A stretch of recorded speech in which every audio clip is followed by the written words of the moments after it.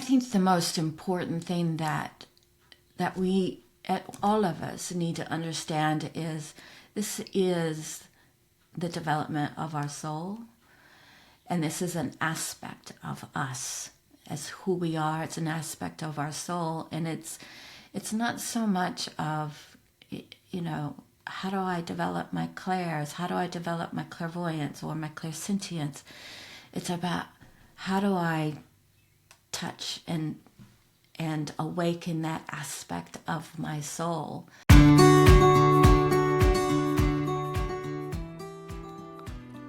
Welcome to the Spirits Beside Us podcast. I'm your host, Chris Lippincott. I'm an ex-Wall Street analyst turned international medium, spiritual teacher, and best-selling author. Each week we'll dive into the fascinating and uplifting arena of the non-physical world to help you deepen your understanding and spiritual connection to the unseen realm. We'll also share a behind-the-scenes look with others who've done the same and speak with experts in the field about their experiences. Pull up a seat and let's dive into these perspective-changing conversations.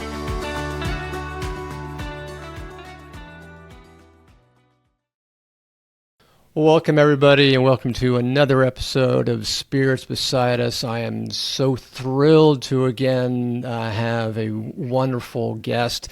Today's guest is somebody who's near and dear to my heart, somebody I've been tracking for a number of years, who's certainly somebody I've followed in my experiences, and she is so wonderful. Her name, if you don't already recognize her face, is Kay Reynolds.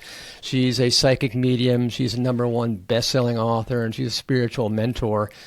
She's such a great medium because she's trained at the prestigious Arthur Findlay College in Stansted, England, under the one and only Mavis Patillo, who, if I remember right, used to practice for about 50 years. So she's definitely the longest standing tutor.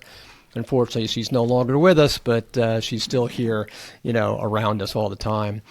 And in Kay's book called The Evidential Medium, she shares her entire personal mediumship journey, along with practical exercises that readers can unlock to kind of help them unlock that ancient tool of mediumship that we all have. It's really held deep within the soul, and Kay really kind of unravels that, which is wonderful. And she's written also a couple of articles that were picked up by Times magazine, and they were called Dying with Grace and Becoming a Professional Medium, which is just really a lot of what her book covers. She's also been taking her mediumship around the globe, and she's just been indicating that she's been around the globe recently. She's been working at churches, theaters, and a lot of different halls as teachers of mediumship, and definitely as a public speaker. So she takes herself around the world. So with all of that fanfare, Kay, I welcome you. Thank you so much for joining. Thank you so much for the invitation.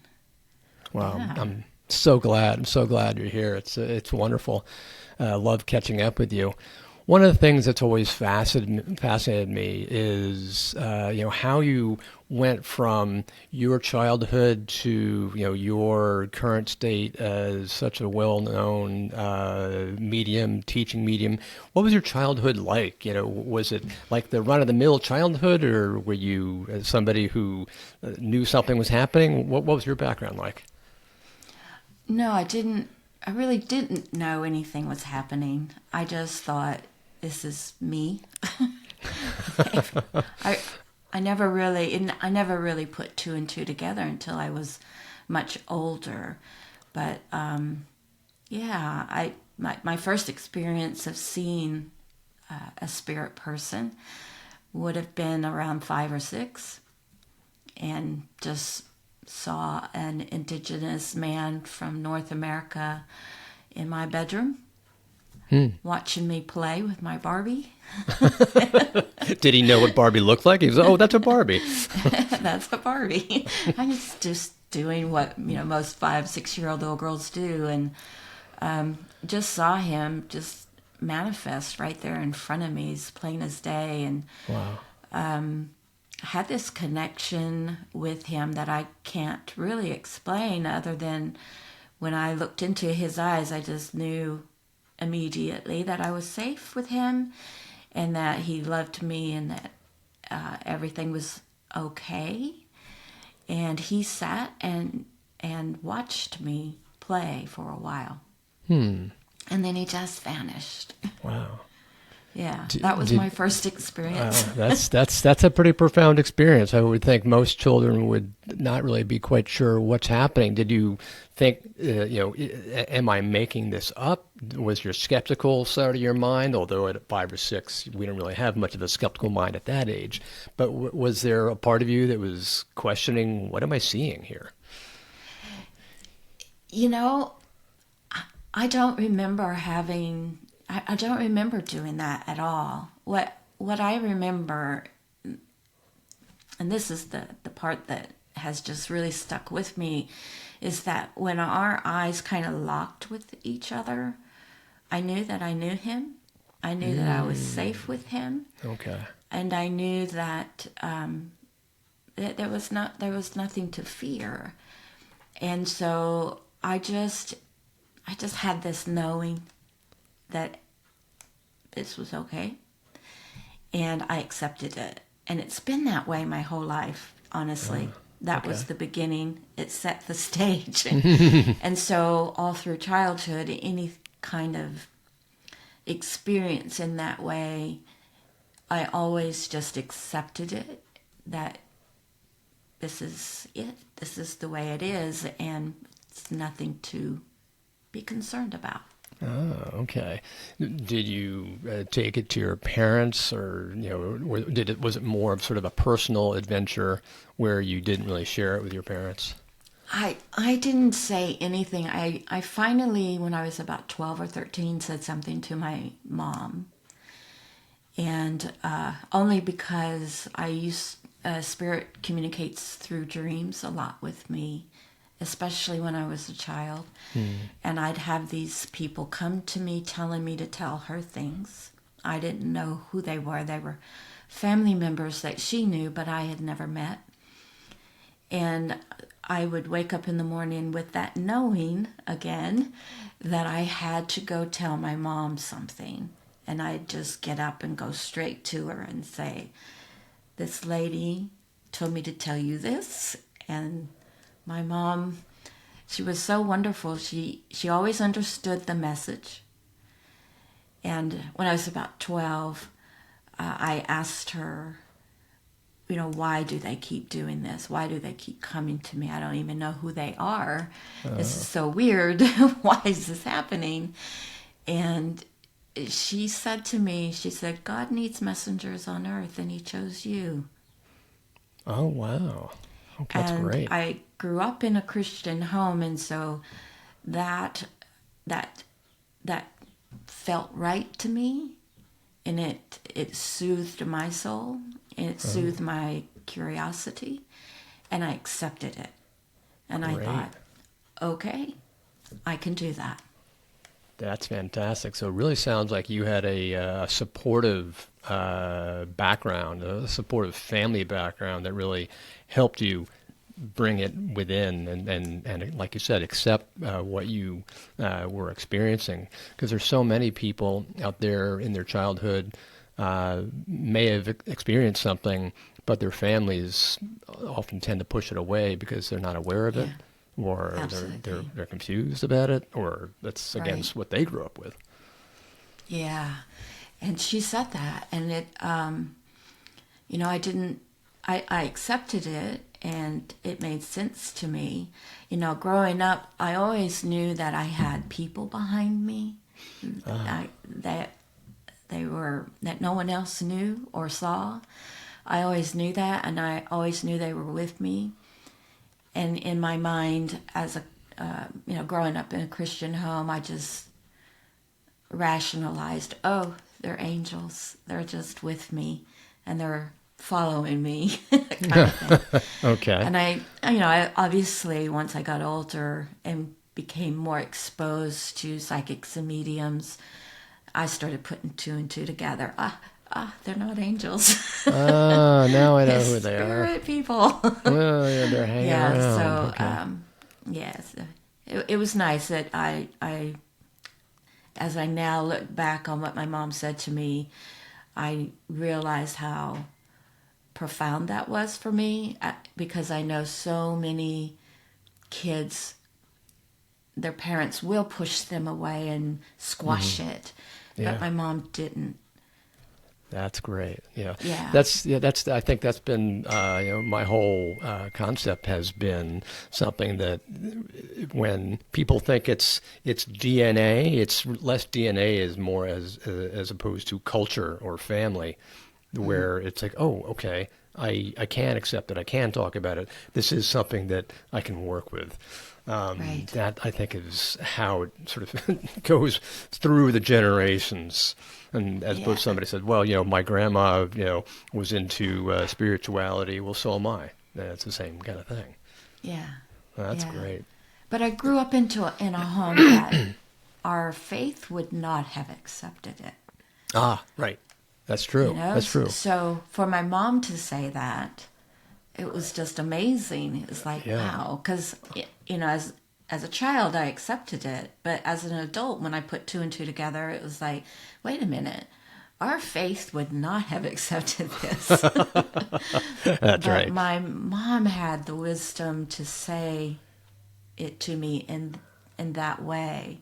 So it just it made all the difference. That's great. Absolutely. Yeah. So you had mentioned that you had certain either encounters or you became exposed to psychics and mediums as you got older. How did you become exposed, or what was your first exposure like when you were starting to encounter mediums and psychics?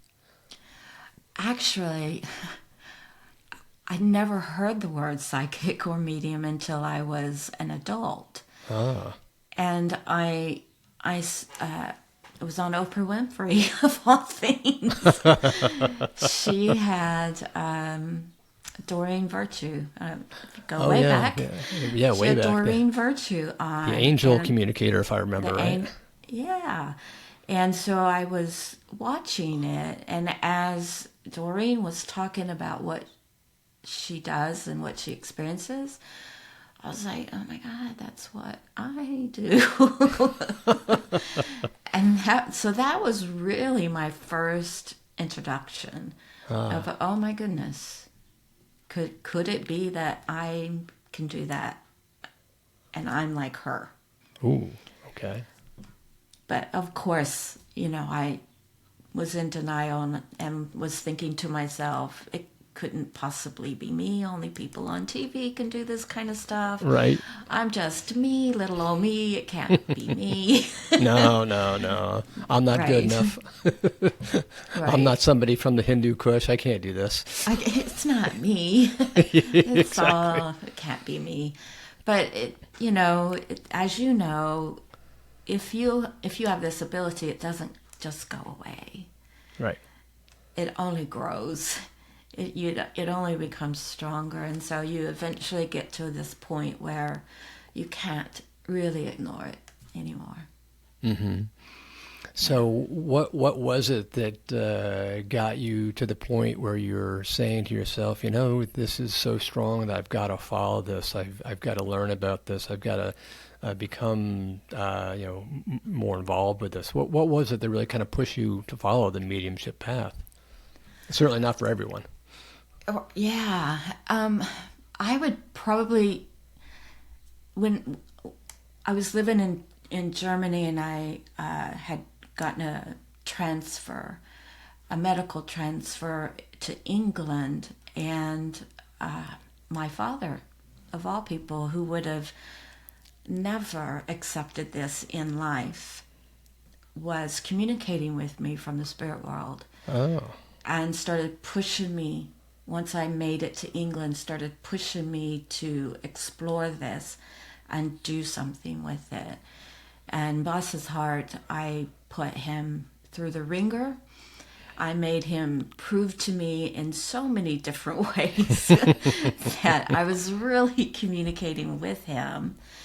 And it wasn't in my imagination, but I would give him the credit. He's the one that just kept with me and saying, you've got to pursue this. You've got to pursue this. And so that's what I did. I followed his lead. Wow, that's great. Was there any one point in your life or any experience in your life that finally kind of threw you over the edge that really kind of said, I really got to go do this? Yeah. Your father's one thing. Was there any one particular event that said, okay, this is it? Well, I do. It does have to do with my dad. I was driving home from work one day, and I lived in the part of England that they call the Fens, which is flat land. It's farmland, and so there's no traffic, tractors. That's the traffic. That's about it. It's about as fast as you're going to Yeah. go. And I was having this conversation with my dad in my mind, having this conversation with him as I was driving along, and I said, "All right, Dad, if this is what you think I really need to do, I need you to prove to me that I really am speaking to you, and this is not just me imagining things." And about that time, I looked up, and there was a car coming forward. And as he got closer to me, I noticed on the license tag, it had the letters KK. Well, that's what my dad called me. Oh, wow. And I just, being myself, and I was joking around, said, "Oh yeah, that's good, Dad. That's not going to be good enough. You're going to have to give me something else." And again, another car came, and the letters on that car were LD. That is my dad's name. Oh, my. Wow. And I just went, "Okay, you have my attention." And Great. that was the turning point for me. It was, all right, you've got my attention now. Wow. Those are two really powerful signs. Yeah. That's not coincidence. You can't make that up. You can't make that up. Oh, And wow. I was in the middle of nowhere, Yeah. just surrounded by fields. And so I was like, "Okay, you've got me. Yeah. Just And lead me to where I need to be. I'll follow." And he did. then he gave you more communications after that, kind of. He gave me more communication. Yeah, and actually doors just started, you know how opportunities just start landing in your lap. And there was a circle that I'd never heard of, never even knew what a circle was, but was led to that. And joined that circle. And then I found the Arthur Findlay College. And it took off. I mean, it was just like a snowball rolling at that point. Just So one thing after were another. these like the AFC, the Arthur Findlay College? Was that something that's kind of that also fell in your lap? Like sort of like you somehow became aware of it. I mean, that's the other thing. It's like you weren't looking for it. How did you become aware of the Arthur Findlay College? It literally just landed in my lap. Literally. I mean, I was just, minding my own business on the computer, and it came across the screen. And I was like, "What is this?" And just started, looking at it. And of course, as many of us do, I had that doubt. And when I looked into it, and I was all over that website looking at it going, "Well, that's not for me," because I just talked to my dad. It can't be. I'm not. I wouldn't work there. I'm not good enough to do that. Right. So, I'm not good enough. So I had all that internal dialogue going on there. Right. But no, he pushed me. Wow. So- Yeah, that's great. Yeah. And luckily for me, I only lived about an hour at the most Oh. from the Arthur Findlay College. So I could drive there and easily. So, Yeah. Okay. Yeah. Well, that's great. So you found AFC and you began to experience it. So what were your experiences like at the Arthur Findlay College? I mean, did they have you go through certain exercises? You ran across Mavis, probably other tutors as well. So how were they having you develop your mediumship, unfold your mediumship? What happened when you were there? Yeah. Well, I met Mavis through Tony Stockwell. Oh, I right. Okay. had Sure. before I ever went to the college, I had signed up for a 1 week class in Wells, and I ended up in Tony Stockwell's class, and he talked about Mavis quite a bit. And so that's how I learned about Mavis, and I ended up taking a weekend course with Tony, and Mavis was a tutor, and he put me with Mavis. So that's how I ended up with Mavis. Oh, all right. I see. Yeah, and then from there, I started to get my confidence up enough to where okay, maybe I could go to the college, and that's when I started going to the college. But yeah, through Interesting. Mavis, I learned about Paul Jacobs, and Paul Jacobs had courses going on at the college, so I just started signing up for them. Wow. It's like, once the door opened, you couldn't close it. It's like all of a More sudden, doors. more doors. You had to keep on More doing doors. more. Exactly. And then Yeah. as you're, working with them, practicing with them, learning with them, like you said, your confidence is rising. And uh, from my experience, I always felt that it was like, the more your experience, or rather, the more your confidence rises, the more you embrace it. Was that something that you experienced? That the more confidence you had, the more you're like, yes, I can do this, and I'll allow what's coming to me. Yeah, I would say yes. And there's something about the college when you walk in those doors. It just the energy of that place embraces you. And I remember when I walked into the great hall, I just knew that I was home. Oh, interesting. It was this feeling of I'm here. This is my home. That's where I'm I supposed to belong be. here. And it was getting that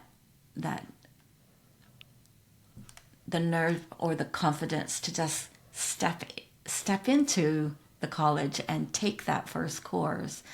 But once I did that, I knew there was no going back. But and I have a bit of a stubborn streak in me, and I was so determined that because at this point I knew it. I knew that this is what I was supposed to do. I knew that this was a part of my soul's destiny, I guess you could say, or soul's path. And I just knew that I had to do something. Right. I had to stay with it no matter how tough it could be, because it can be tough. Oh, I can imagine. Yeah, definitely. It's you Yeah. got your ups and downs. Maybe for those people who haven't experienced or seen the Arthur Findlay College, maybe you can describe it, because I've always tried to describe it as sort of like the Hogwarts for adults. Maybe you can maybe you can give it a better description. Well, it is kind of like the Hogwarts. I sometimes would call it that myself, but it's an amazing place. I'm going in July. I Oh, can't wait to get oh back gosh, there. I'm jealous. I can't wait. It's a warm and welcoming place for anybody who's on this journey to go and be with like-minded individuals and be with some of the best tutors in the world. So it's hard to put it into words what it's like energetically. You've come home. You know that this is what your soul needs. It's great nourishment for the soul. So it's gosh, it's hard to say. There's so I many see. wonderful things It's about. tough. There's so many. Anybody on this path, I strongly would say go. If you ever have the opportunity, just go. Yeah. Yeah, exactly. It's just it's not only the the ability of the tutors, the breadth of the tutors, the breadth of the course, but it's also, to your point, the energy that's been housed there for several hundred years, the grounds, the buildings, the interior. It's just, it's incredible. And you're in a different world. It is. It is incredible. It really is. And there's so much history there. And you know, my mentor used to say, that we're standing on the backs of the greats, and many of those greats were a part of that college. Right. They were the ones that helped to found that college. They did all that scientific research. They did all of that. There's so much history there. So it's pretty amazing. Yeah, that's amazing. It is true. So when you're, conducting a reading, I always love to hear different people's explanation, how they feel, what it feels like for them when they're conducting a reading, when they're connecting with spirit. How do you feel? What is it like for you? What's your experience like when you're connecting with spirit and relaying their information as they work through you? Maybe you can help somebody step in your shoes. Oh gosh. Well, it's evolved over time. It's evolved, but for me, it's a knowing. It's just a knowing that I've got somebody here with me. And I don't really know how to explain it other than that. I don't necessarily feel any kind of sensations or anything. I did. Sometimes I do. Even still, sometimes I do. But for the most part, it's just this knowing. I set that intentions that I'm ready to connect with whoever is here with me.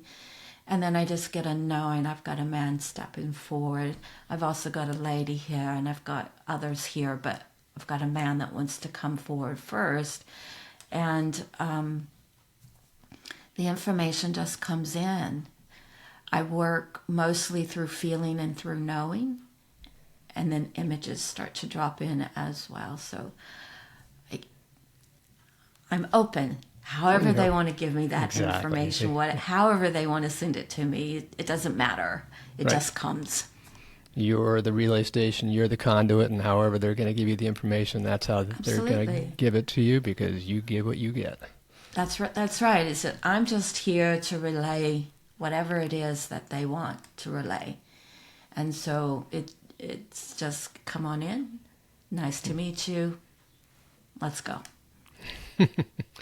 For somebody who might be interested in learning mediumship, or maybe they're on the path perhaps to learning mediumship already, but they're just getting started out, what would you say might be one of the more important things they need to consider as they grow in this path? Is it allowing and trusting, or is there something else? What would you say?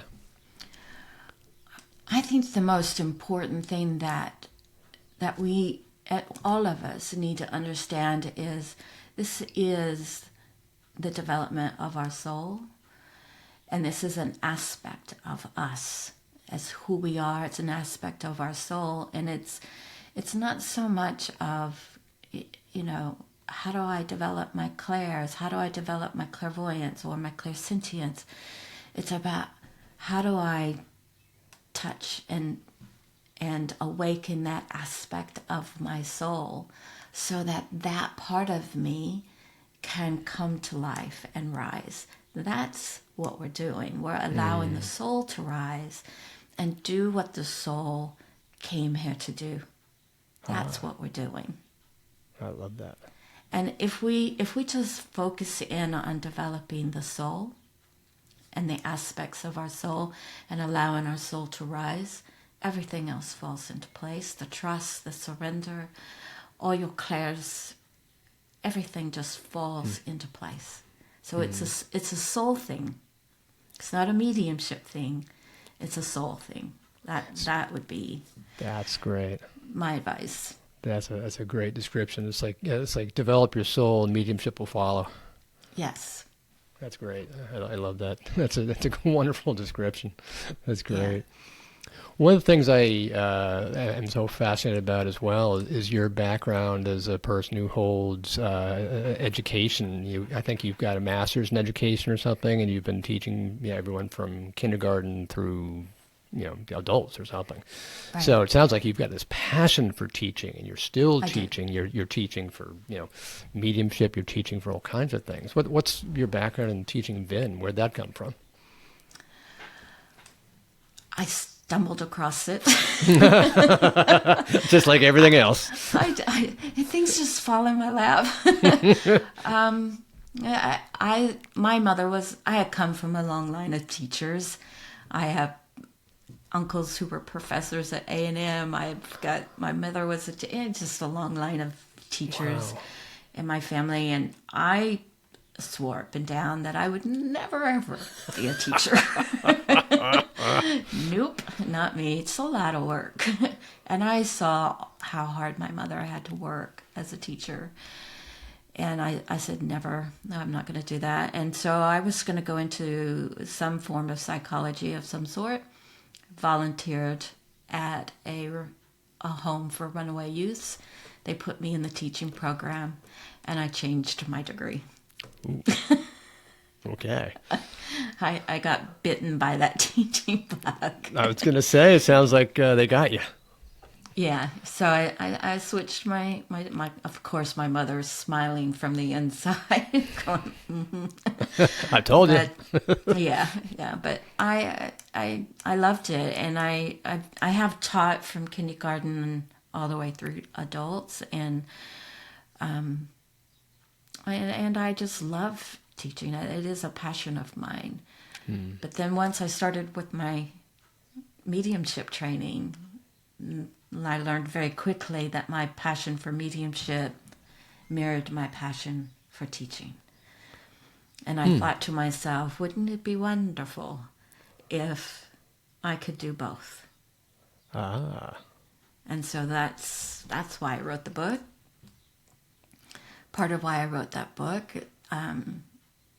is because I just, at that time, felt there was that need to dig a little bit deeper to teach people, because all of the books that I had read gave you an overview but didn't get into the nitty-gritty. Okay, that's great. Yes, I can do that, but now what? Right. Now what do I do? And you can take a teacher out of the classroom, but you can't take the teacher out of that teacher. And so when I was going to the Arthur Findlay College, my mind was always rolling and thinking, how would I teach this? How would I, so that's how it all. Oh, great. You can't stop it. Yeah. I seem to remember a portion or some section in your book, you were talking about the gold nugget. It was either the gold nugget or something about the iceberg, go down all the way down to the iceberg. And, I was like, that was one of the things I can remember being a big takeaway for me when I first read that years ago. I was like, wow, that is so perfect. I get it. Yeah. and the thing is the gold nugget could be really simple. You're right. It could be so simple. It doesn't have to be anything earth-shattering, but it's whatever it's that piece of evidence that touches the soul of your recipient. Mm-hmm. That's what it is. Yeah. I remember once I had a colleague. We were in Mavis's mentorship together, and she was just like me. She didn't think that this was, how am I ever going to get there kind of thing. And she gave me a reading, and she mentioned my granddad's rocking chair.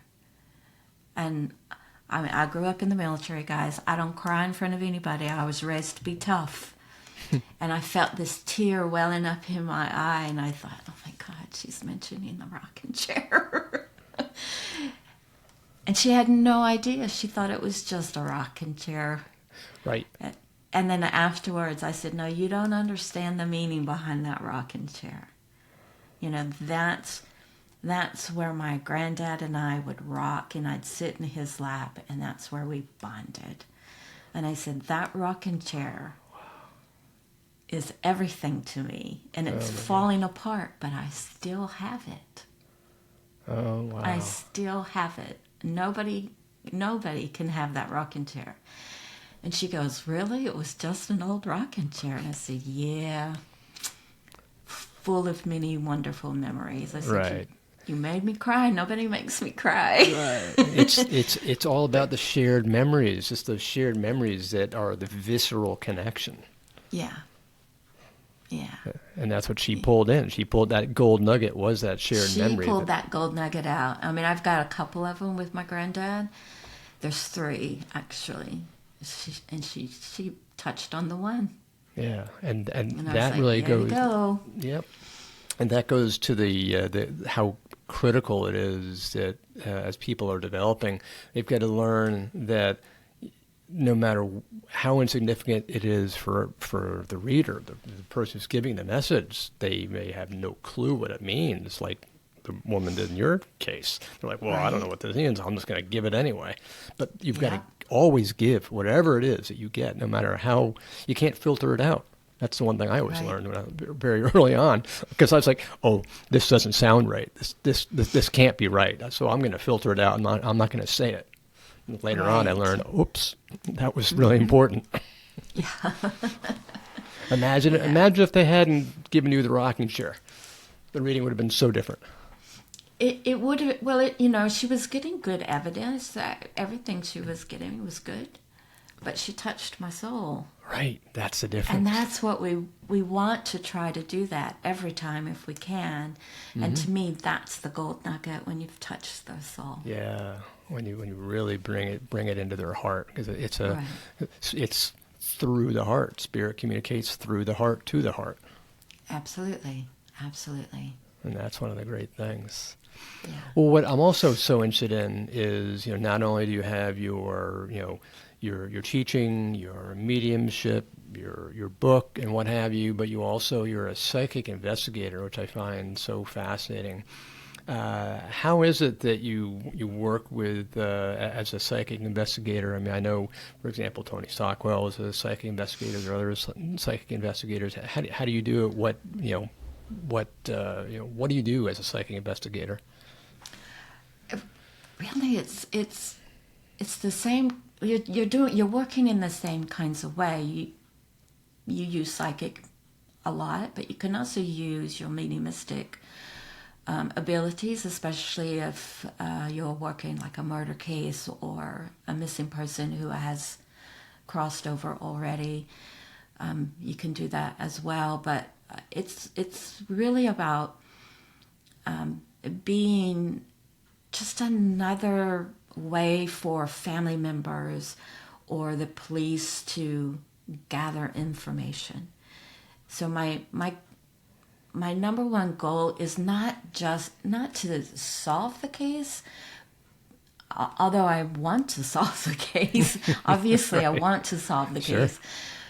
But if I can just, dig a little bit deeper and find something that the family hasn't come across or the police haven't found yet that can lead them to where they need to be, I think I've done a good job there. If I can just say, have you looked on this road? I keep seeing a road and I see the, part of the name of the road or whatever that may be that can lead them there, because I work from my home and I could be working on a case in another country somewhere. Mm-hmm. So it's not like I can go there, but if I can see it in my mind or draw it on a sketch and give it to them and just say, can you check this place out? Can you go here? Right. So it's just helping them to find clues, if anything. So it sounds like there's a lot of remote viewing that you're working with, your own ability to psychically sense an image or a scene or something, whether it's given psychically or given from a loved one who's already crossed over. You're getting that information and relaying that evidence to as best you can. Yeah, doing psychic art as well. You can draw images of who could have done this, or so you bring in, you can use so many things. You can use psychic art. You can use your psychometry. Psychometrize a photo or an item, a garment, if it's local. You can even use tarot cards.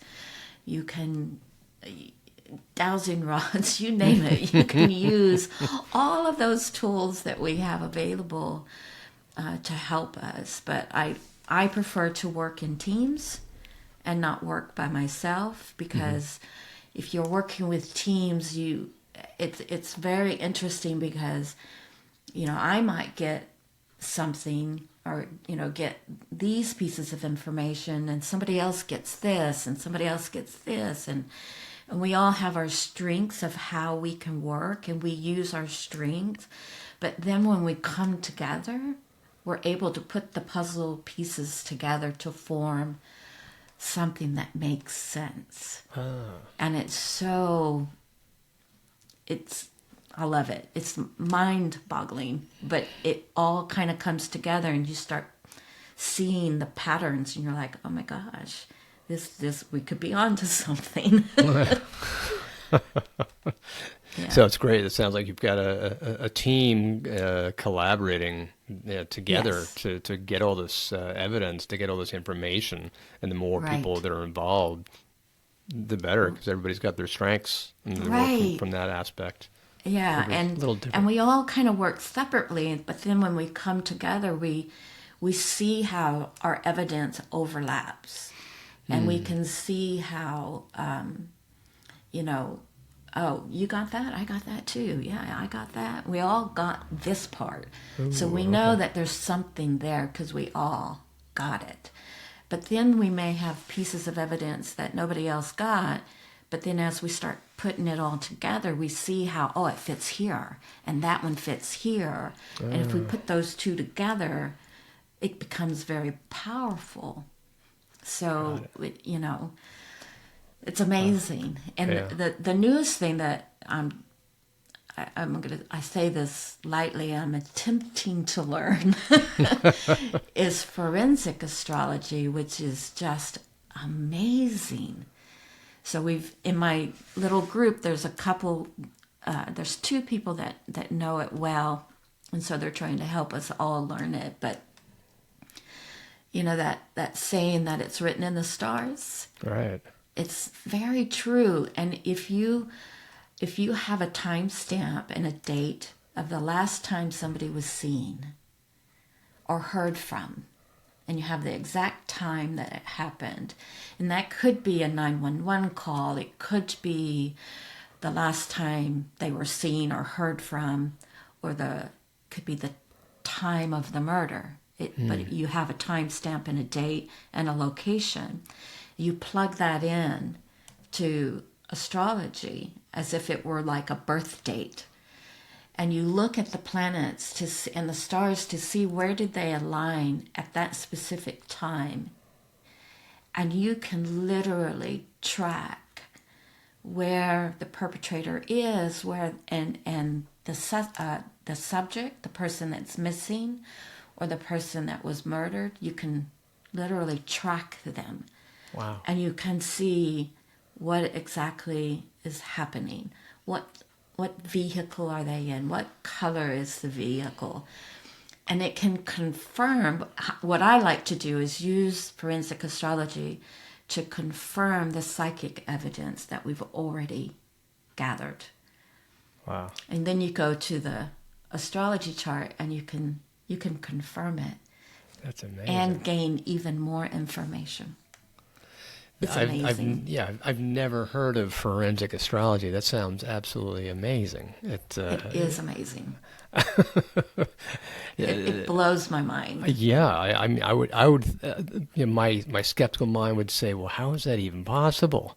I mean, these are just a bunch of stars.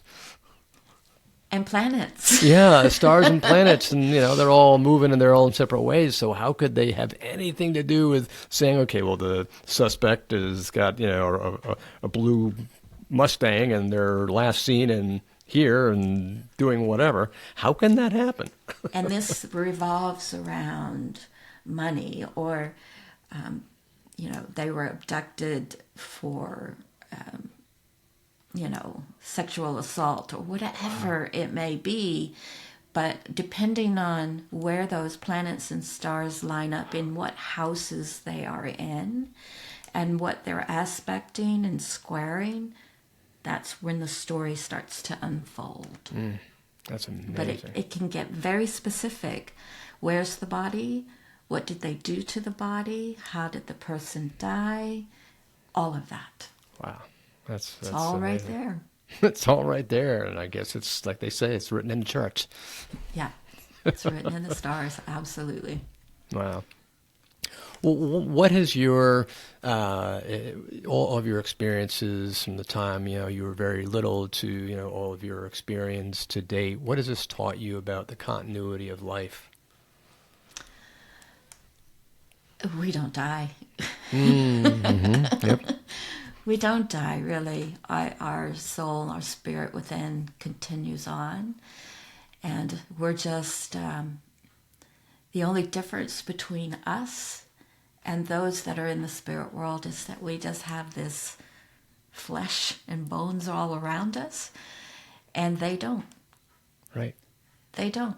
And we were spirit before we entered into the body. And so if we were spirit before we came into the body, and we're spirit when we leave, we continue. Mm-hmm. And we're still spirit even here. Right. One spirit, always spirit. It's like you said, you can't take the spirit out of the person. And always connected, Yes. always connected. And the thing for me is like one of my big aha moments that I had with my guide was like, he showed himself to me in the way that he was, but he also showed me as a light being. I was able to experience myself in that way as a spirit being. And I put two and two together. I was like, oh my God, I'm just like him. And I've always said we're just spirit in a body. I've always said that. But I never experienced it in that way. And it really made me stop and realize that I am spirit. And I came from the spirit world, so if I'm spirit, all I have to do is awaken that aspect of me, and I'll be able to continue to communicate with spirit in the way that I communicated with them before I entered into this body. Wow. So true. So it's just a matter of, and when I say it's about our soul's development, it's just about awakening that aspect of our soul that remembers what it's like to be spirit. Remembers, exactly. That's so critical. That's all we're doing. That's what the awakening is. You're reawakening your spirit. Absolutely. So it truly is about the soul's journey. That's so perfect, so well put. What about you? You mentioned your spirit guide. I'm always getting the question, how can I connect with my spirit guide? How can I learn about my spirit guide? Why isn't my spirit guide talking to me? I can't hear them. What would you say to those questions that keep coming up? Oh gosh. Well, for me, it started when I was playing with my Barbie doll. There you go. That was you. Go buy a Barbie. Right. Go buy a Barbie. Go pray to your Barbie doll. Right. I don't know.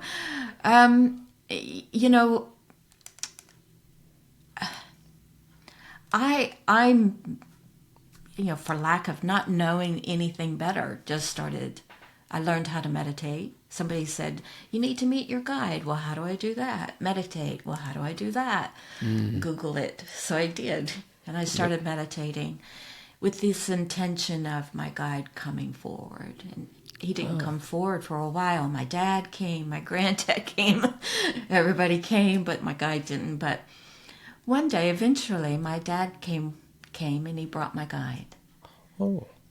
And when there's this thing about me locking eyes with people, but when I locked eyes with him, I knew immediately he was the same person I saw when I was 5.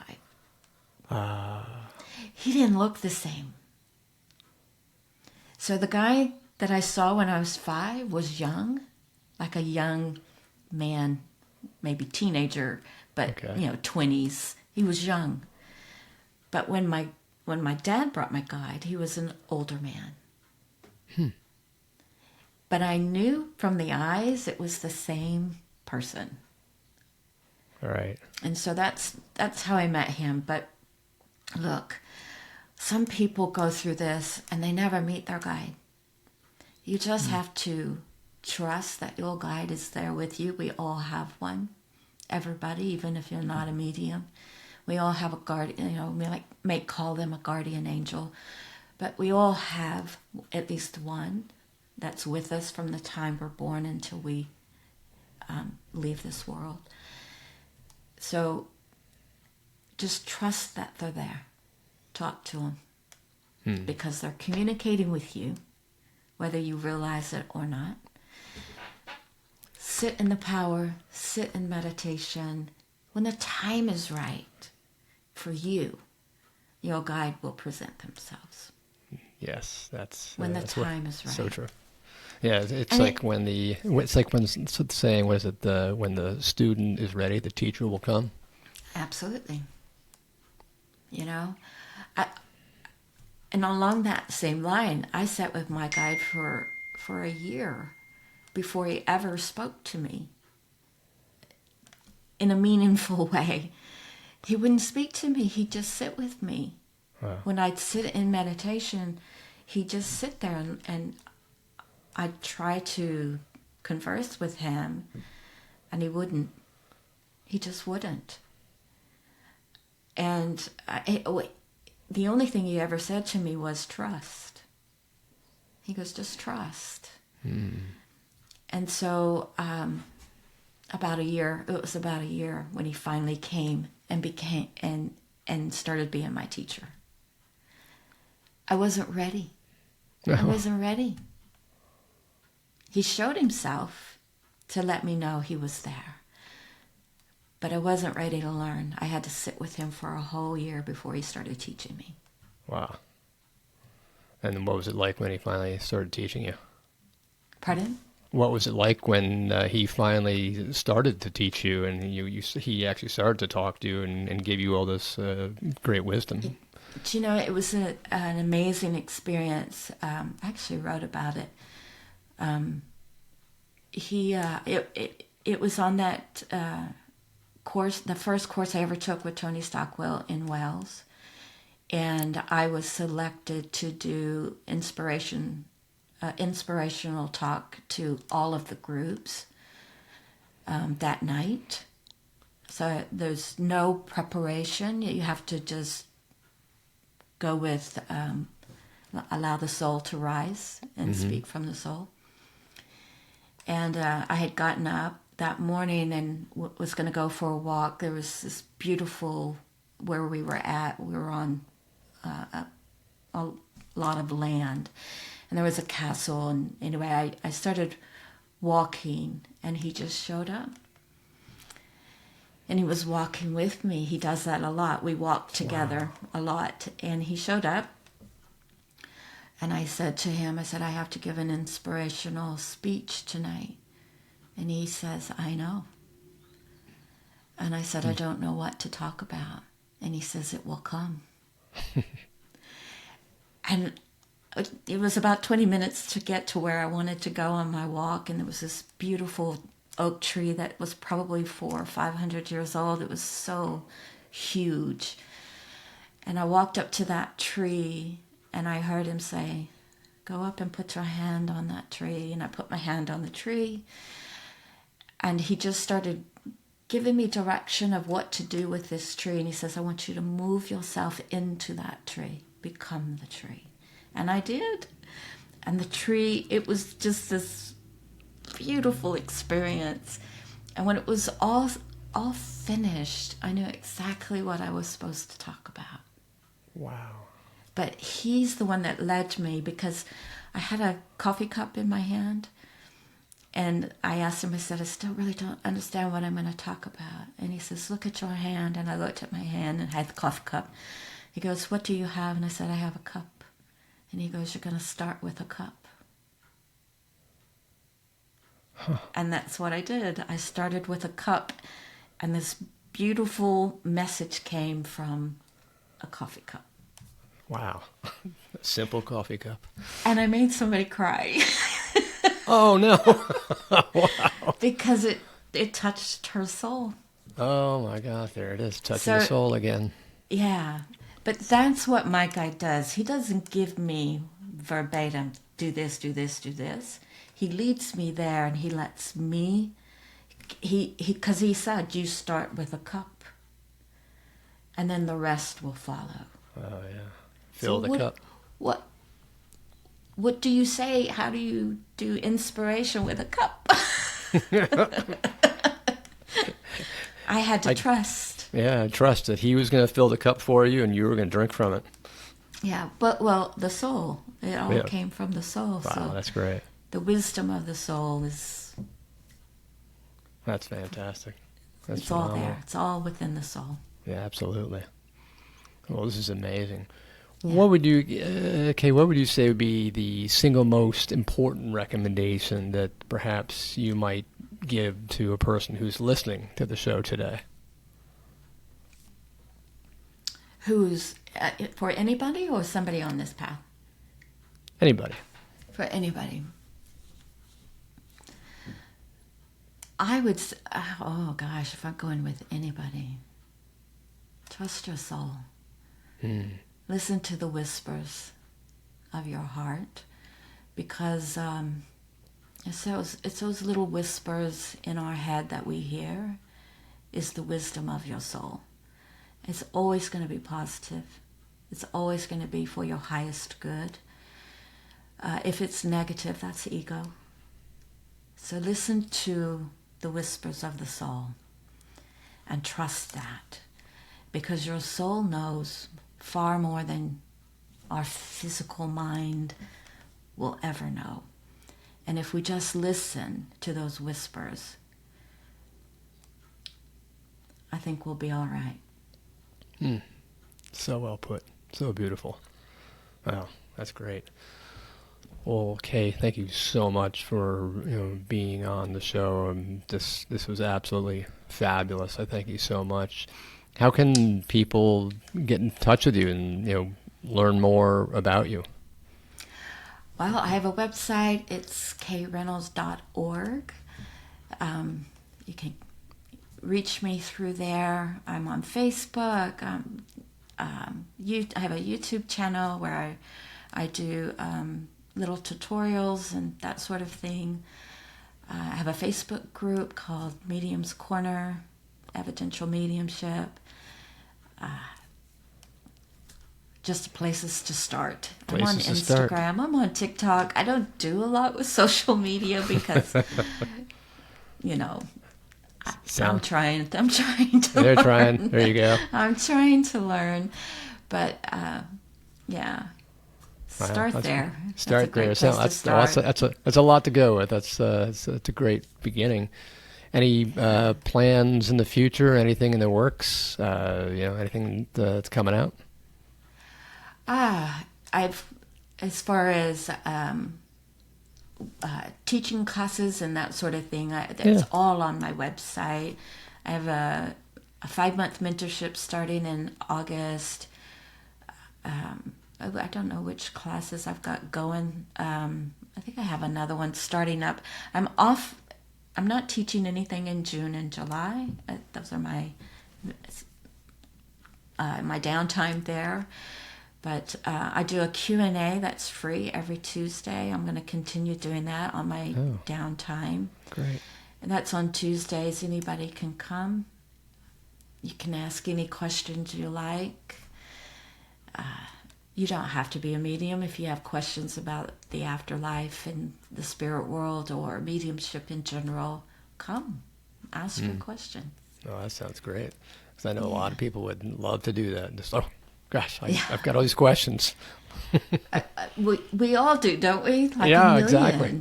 Like a million. So that's what that's for, to answer Perfect. those questions that you just wish you had somebody, and I might not be able to answer all of them, but I'll do my best. And if I can't answer it, I'm just very honest and say I don't have an answer for you. Or you'll just contact your spirit guide and say, 1 second, please. What's the answer? I do that as well. Oh, okay. I do, absolutely. Yeah. So. Yeah, and I don't have a cup, but is there something else? Right. Yeah. Yeah. Yeah. It's Wonderful. Yeah. Well, Kay, this is absolutely fantastic, and I thank you again for being on the show and sharing your time with us. This is wonderful. So thank you for that. Happy to do it. Thank you so much for the invitation. I enjoyed it. Well, my pleasure. And for everybody who's on the episode today, thank you for listening and listening to another episode of Spirits Beside Us. And you can get all the show notes on the website, www.spiritsbesideus.com. All the show notes will be there. All the links to Kay's sites will be there. And we're going to continue to have more of these sessions coming up. So stay tuned next Wednesday. And until then, this is Chris signing off and sending you love and light. Until next time. Bye for now.